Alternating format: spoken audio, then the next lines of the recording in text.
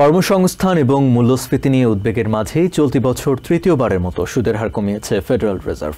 বুধবার এক সংবাদ সম্মেলনে ফেড চেয়ার জেরোম পাওয়েল জানান, সর্বোচ্চ কর্মসংস্থান এবং পণ্যমূল্য স্থিতিশীল রাখার স্বার্থেই ফেডারেল ওপেন মার্কেট কমিটি সুদের হার 0.2 থেকে 5% কমানোর সিদ্ধান্ত নিয়েছে।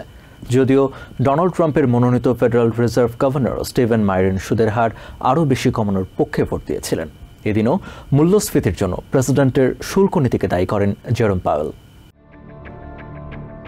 দেশের কর্মসংস্থানের বাজারে মন্দা অব্যাহত, মূল্যস্ফীতিতে উদ্বেগ বাড়ছে।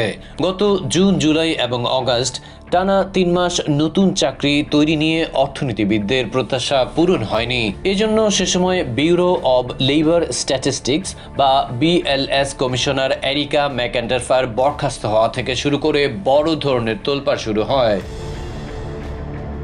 চাপের মুখে থাকা ফেড রিজার্ভ চেয়ার জেরোম পাওয়েল সেপ্টেম্বরে এসে অনেকটা বাধ্য হয়ে সুদের হার কমান। এরপর অক্টোবর এবং সবশেষ ডিসেম্বরে এসে সেই ধারাবাহিকতা রক্ষা করে চলতি বছর তৃতীয় দফায় একই হারে সুদ কমালেন।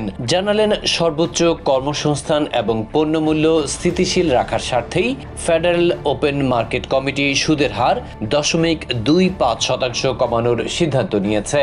যদিও ডোনাল্ড ট্রাম্পের মনোনীত ফেডারেল রিজার্ভ গভর্নর স্টিভেন মাইরেন সুদের হার আরও বেশি কমানোর পক্ষে ভোট দিয়েছিলেন। এদিনও মূল্যস্ফীতির জন্য প্রেসিডেন্টের শুল্ক নীতিকে দায়ী করেন জেরোম।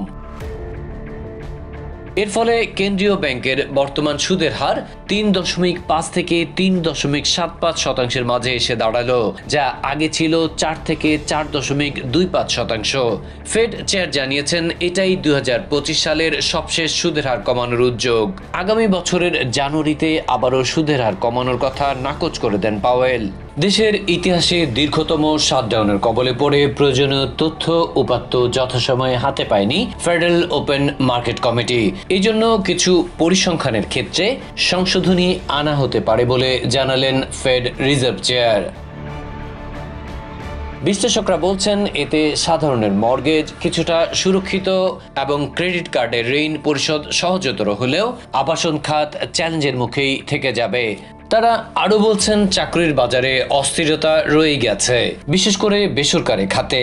আরো সুনির্দিষ্ট করে বললে, নভেম্বরে ক্ষুদ্র ব্যবসায় জড়িত প্রায় 32,000 কর্মী তাদের রুটি রুজির অবলম্বন হারিয়েছেন। Adib Mohammad, TVN24 news desk. New York থেকে সম্প্রচারিত TVN24 টেলিভিশন বিশ্বজুড়ে বাঙালির কণ্ঠস্বর।